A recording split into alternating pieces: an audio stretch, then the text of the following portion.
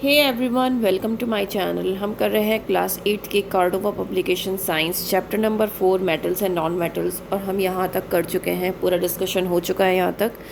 आज हम पढ़ेंगे reaction with bases. Metals react with bases to form their respective salts in hydrogen gas. So metal react करते हैं basis के साथ और क्या बनाते हैं, अपने सॉल्ट बनाते हैं और हाइड्रोजन गैस रिलीज़ करते हैं। अब हम कुछ मेटल्स के साथ जब बेस का रिएक्शन होगा वो हम देख लेते हैं। तो यहाँ पर एक एक्टिविटी गिवन है to show that reactive metals react with solution of bases to form hydrogen gas. कैसे? उसके लिए टेस्ट ट्यूब चाहिए हमें, 3 to 4 pellets of sodium hydroxide चाहिए, plastic spatula, aluminium foil and match sticks and water. So take a test tube, drop 3 to 4 pellets of sodium hydroxide with a plastic spatula. मतलब हमें test tube में क्या डालना है? Sodium hydroxide डालना है, 3 to 4 pellets.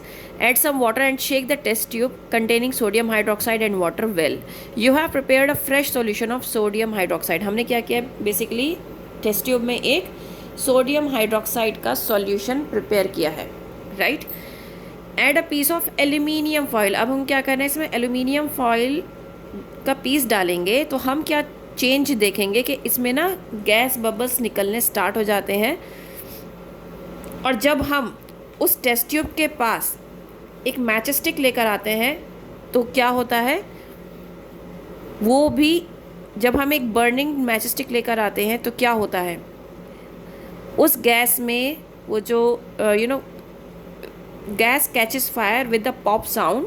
The pop sound indicates that hydrogen gas is evolved.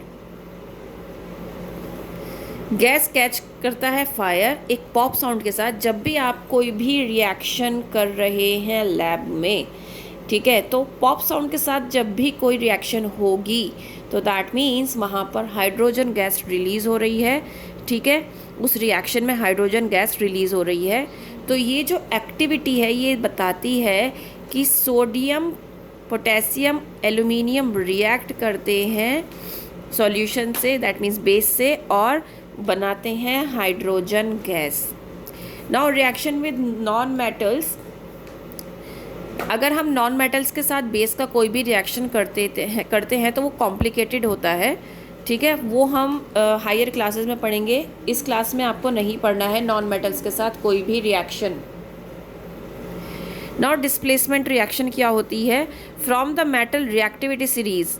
Reactivity series हमने कल पढ़ी थी जिसमें हमने आपको ये दिखाया था कि ये पोटेशियम जो होता है ये हाईली रिएक्टिव होता है और प्लैटिनम जो होता है वो लीस्ट रिएक्टिव होता है।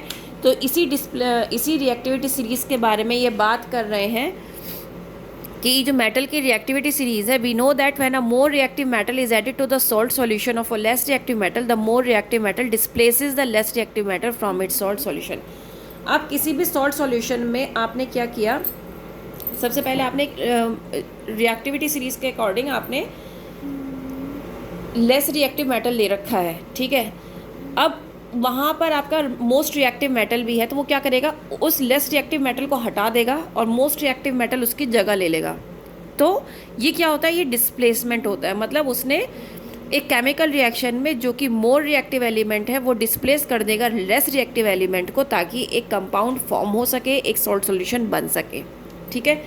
अब इसके लिए यहाँ पर एक एक्टिविटी है to show that a more reactive metal displaces a less reactive metal from its salt solution but the reverse is not possible.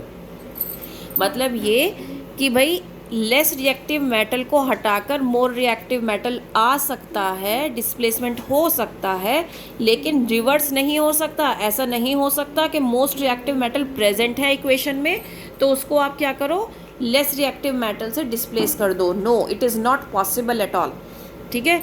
सो आपको कुछ चीज़ों की ज़रूरत पड़ेगी, टेस्ट ट्यूब की, आयरन नेल की, piece of copper, wire, 10 ml of dilute copper sulphate solution और iron sulphate solution. तो यहाँ पर आपको ये जो एक्टिविटी है ये परफॉर्म करनी है, और जब ये आप एक्टिविटी परफॉर्म करेंगे तो आप देखेंगे कि जो हाईली रिएक्टिव मेटल है वो डिस्प्लेस करेगा लेस रिएक्टिव मेटल को, ठीक है? तो ये आप एक्टिविटी आप खुद से देखिएगा, खुद से समझने की कोशिश करिएगा। We can repeat the above activity using different metals and different salt solutions. For example, इसी एक्टिविटी को आप अलग अलग सॉल्यूशन के साथ, अलग अलग मेटल्स के साथ रिएक्ट कर सकते हैं, चेक कर सकते हैं कि भाई ये जो प्रोसेस है, ये जो डिस्प्लेसमेंट रिएक्शन है, क्या ये सच्ची में वर्क करती है या नहीं करती है। तो यहाँ पर इन्होंने क्या किया, कॉपर सल्फेट और जिंक का सॉल्यूशन बनाने के लिए लिया। तो यहाँ पे जिंक ने क्या किया, कॉपर को डिस्प्लेस कर दिया और जिंक सल्फेट बन गया। ठीक है, तो इस तरीके से क्या बता रहा है कि फिर कॉपर सल्फेट मैग्नीशियम का किया तो कॉपर सल्फेट लेस रिएक्टिव है मैग्नीशियम से, तो मैग्नीशियम सल्फेट बन गया। देन आयरन सल्फेट और जिंक का किया तो जिंक सल्फेट बन गया। मतलब जो हाईली रिएक्टिव मेटल है वो लेस रिएक्टिव मेटल को हर बार डिस्प्लेस करेगा। ठीक है, नाउ यहाँ पर कुछ केमिकल प्रॉपर्टीज़ हैं मेटल्स और नॉन मेटल्स की, और कुछ पैरामीटर्स गिवन है। बहुत इंपॉर्टेंट है, बहुत ज़्यादा इंपॉर्टेंट है। अगर आप ये सब पढ़ लेते हैं तो मतलब आपने आधा चैप्टर आपका फिंगर्स पे है। रिएक्शन विद ऑक्सीजन जब भी करेंगे तो मेटल्स रिएक्ट करेंगे, बेसिक ऑक्साइड बनाएंगे। जो अभी तक हमने पढ़ा है ना बेसिकली वो इस टेबल में गिवन है। रिएक्शन विद वाटर करेंगे तो क्या बनाएंगे, हाइड्रोजन या मेटल ऑक्साइड बनाएंगे और हाइड्रोजन गैस रिलीज़ होगी, और एसिड में भी हाइड्रोजन गैस रिलीज़ होगी।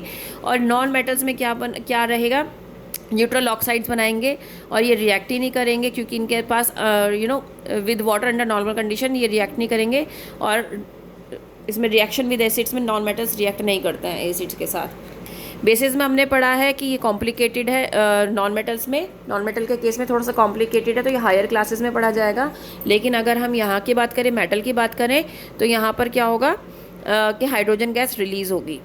डिस्प्लेसमेंट रिएक्शन में हमने पढ़ा है कि जो हाई डिस्प्लेसमेंट जिसकी रिएक्टिविटी सीरीज़ में वो हाईएस्ट प्लेस पर होगा, जिसकी रिएक्टिविटी ज़्यादा होगी वो डिस्प्लेस कर देगा लो रिएक्टिव मेटल को, लेस रिएक्टिव मेटल को। ठीक है, ये हमने पढ़ा है।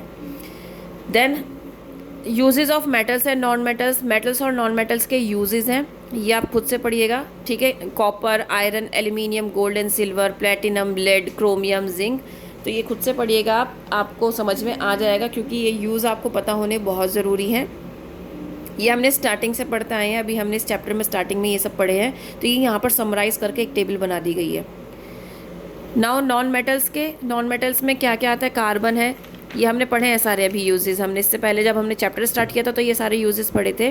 Carbon, sulphur, iodine, oxygen, phosphorus, nitrogen, chlorine, hydrogen, तो इन सब के क्या क्या यूजेस हैं, ये कहाँ पर यूज़ होता है, और जब इसके मैन्युफैक्चर की जाती है तो कौन सी गैस निकलती है, ये सब आपको पता चलेगा जब आप इस टेबल को बहुत थोरोली पढ़ेंगे।